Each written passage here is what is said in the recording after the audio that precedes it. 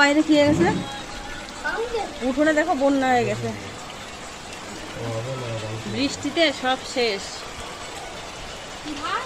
উঠোনে যে বন্যা হয়ে গেছে, আর কপির জমি তো সাদা সাদা হয়ে গেছে, কপি গাছ দেখাই যাচ্ছে না, কি অবস্থা।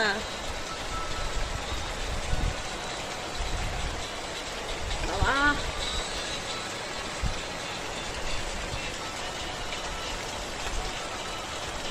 এইভাবে বৃষ্টি হলে কি করে হবে বলো।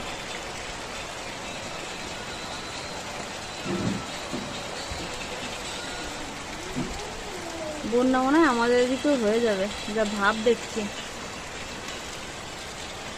উঠোনের জলটাও বেরোতে যাচ্ছে না।